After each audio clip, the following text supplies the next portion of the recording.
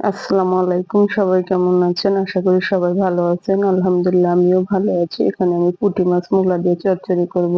কিভাবে সেই রেসিপিটা আমি আপনাদের সাথে শেয়ার করব। আমার ভিডিওটি সম্পূর্ণ নতুনদের জন্য।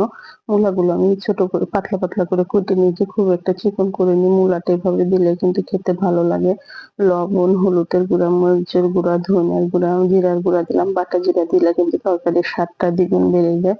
কিন্তু আমি এখন গুঁড়া জিরাই দিলাম। দিয়ে আমি এখানে সব আদা রসুন বাটা দিয়ে সাথে তেল দিয়ে দেব। তেলটা আমি এখানে ছোট সর্ষের তেল ব্যবহার করব। আপনারা সয়াবিন তেল দিতে পারেন, কিন্তু আমার কাছে মনে হয় ছোট মাছের চেয়ে সর্ষের তেল দিলে তরকারির স্বাদটা ভালো লাগে।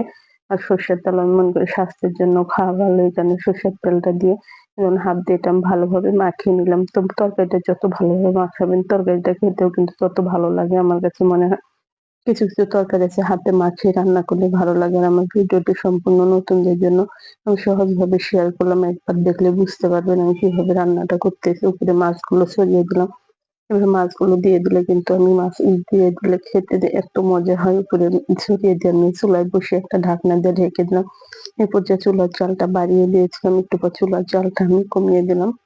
দিয়ে এই যে দেখুন এটা বলক আসলে আমি এভাবে ধনিয়া পাতাগুলো কেটে নিয়েছিলাম। ধনিয়া পাতাগুলো দিয়ে দিলাম। আমার কাছে মনে হয় ছোট মাছের ধনিয়া পাতাটা একটু বেশি দিলে খেতে অনেক ভালো লাগে। এই কারণে আমি ধনিয়া পাতাটা একটু বেশি দিলাম।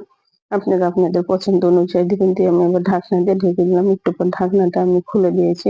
আমি এই পর্যায়ে লবণটা চেক করে নিয়েছি। নিলাম। ক্যামেরা অফ থাকা অবস্থায় লবণটা আমার পারফেক্ট আছে। এই কারণে আমার লবণটা দিতে হলো না।